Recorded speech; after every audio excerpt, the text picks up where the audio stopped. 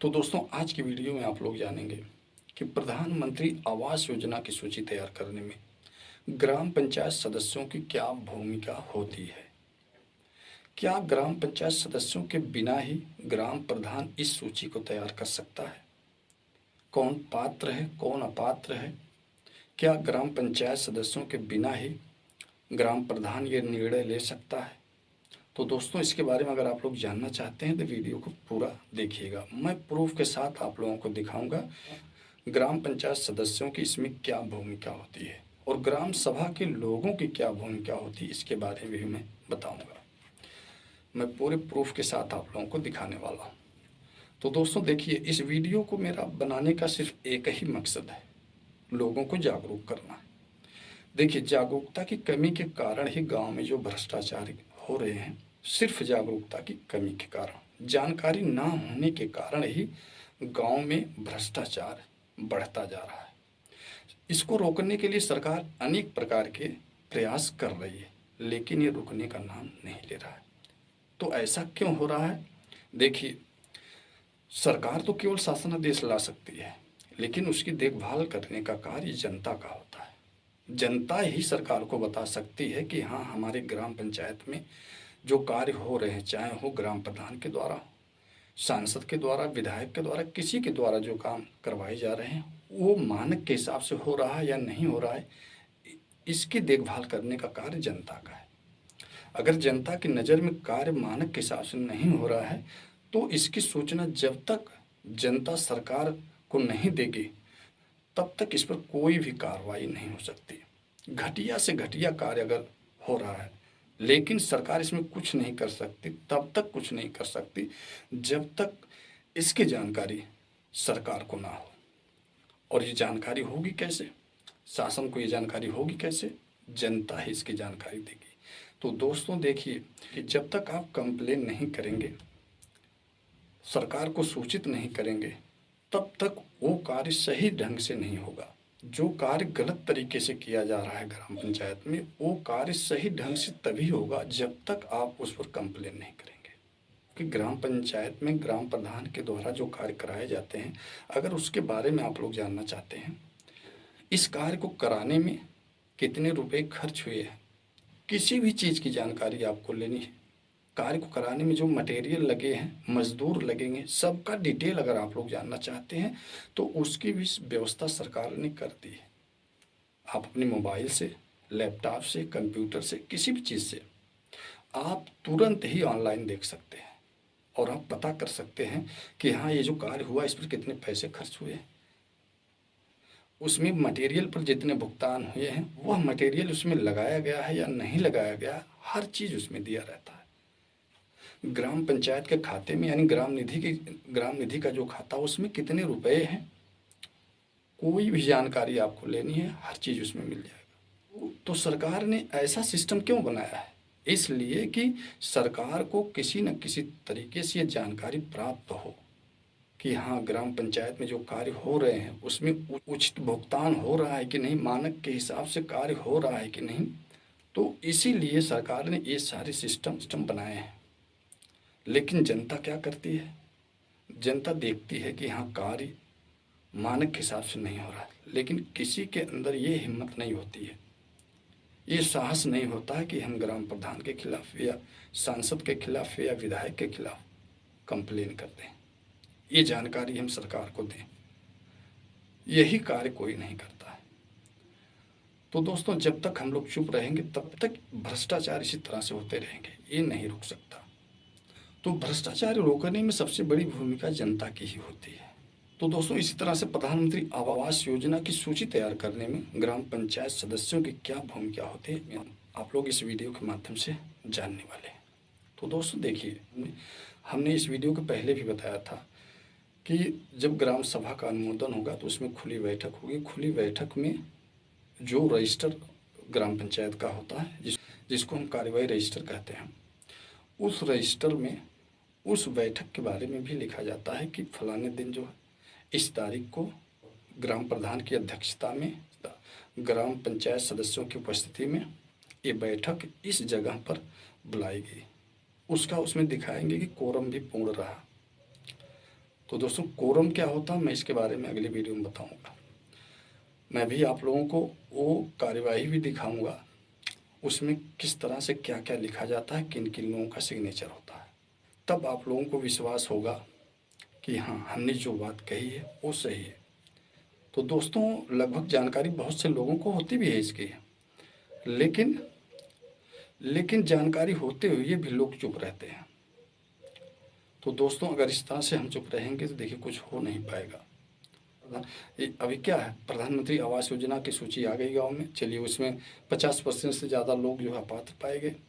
तो जनता इसमें जानते हैं क्या कहती है कि चलिए प्रधान इसी बार तक रहेंगे ना, अगली बार हम इनको वोट नहीं देंगे।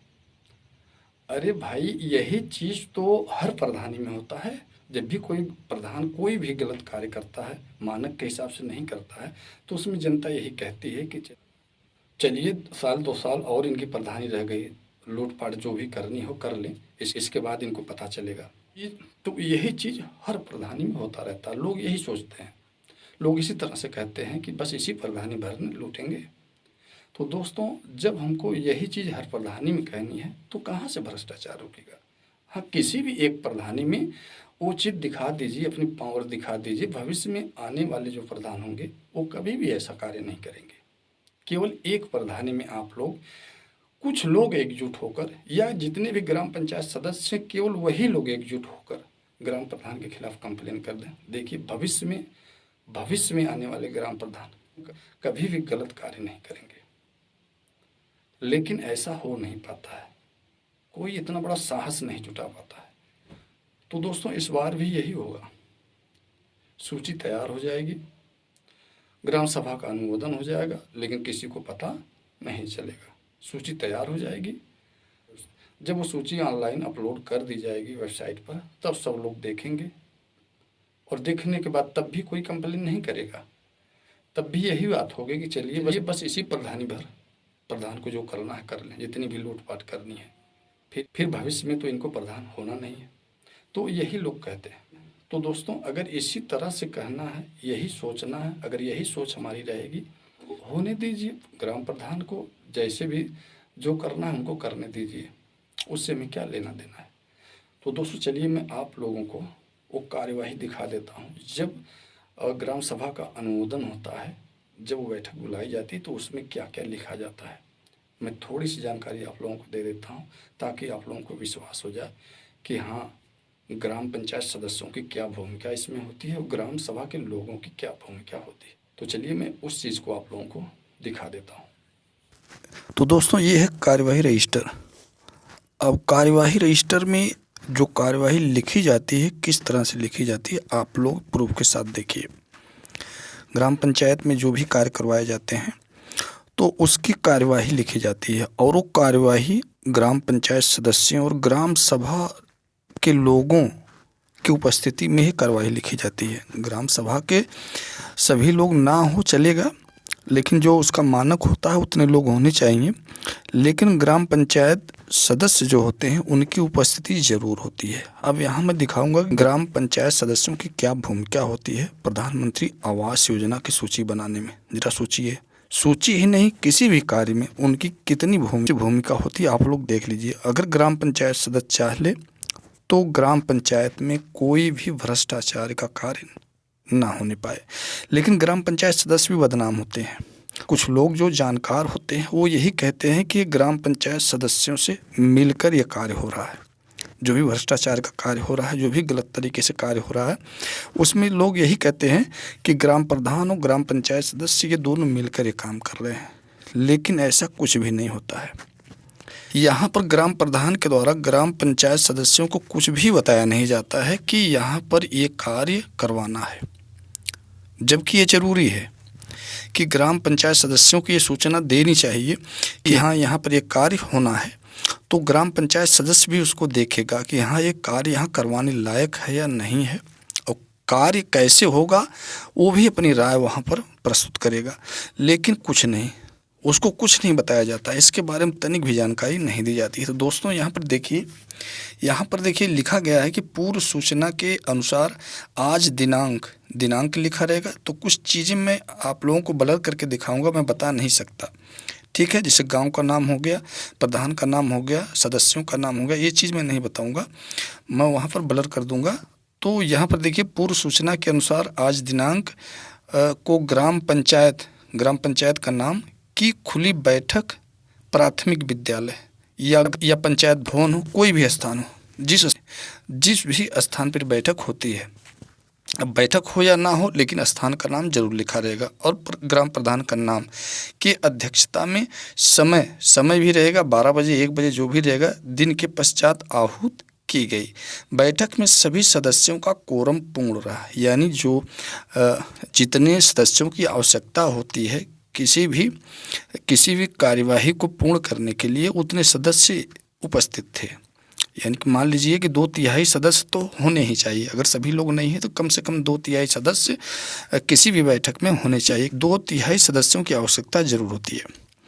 तो यहाँ पर लिखा गया है कि सदस्यों का कोरम पूर्ण रहा। सबसे पहले ईश वंदना की गई। तो दोस्तों, जैसे स्कूलों में प्रार्थना होती है, जब भी बच्चे स्कूल जाते हैं तो सबसे पहले भगवान की प्रार्थना की जाती है, उसके बाद ही पढ़ाई का कार्य शुरू होता है। वही चीज़ इसमें भी होता है। जब भी ये बैठक होती है तो उसमें पहले ईश वंदना, ईश्वर की वंदना की जाती है। उसके बाद ईश वंदना के पश्चात आज की कार्यवाही आरंभ की गई। बैठक की अध्यक्षता इसमें लिखा जाएगा, अध्यक्षता यानी ग्राम प्रधान ही रहेगा। वहाँ पर देखिए लिखा गया है, द्वारा कार्यवाही में उपस्थित सदस्यों को पढ़कर सुनाया गया एवं बताया गया ग्राम पंचायत, फिर यहाँ ग्राम पंचायत उसका नाम रहेगा, में प्रधानमंत्री आवास योजना को प्राथमिकता सूची के आधार पर पढ़कर सुनाया गया। यानी कि लोगों के सामने इसे पढ़ा गया कि इसमें किन किन लोगों का नाम है।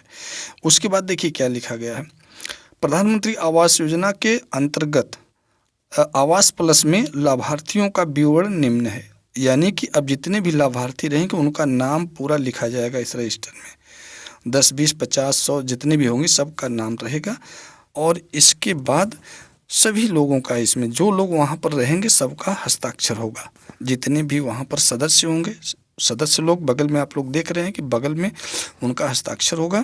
और उसी के नीचे फिर जो है ग्राम सभा के जो लोग उपस्थित रहेंगे, 10, 20, 50 लोग जो भी होंगे, उन सब का हस्ताक्षर करवा लिया जाता है। ग्राम प्रधान का हस्ताक्षर होगा। और उसके बाद यहाँ ग्राम पंचायत अधिकारी का, सबसे नीचे जो है ग्राम पंचायत अधिकारी का भी सिग्नेचर होता है।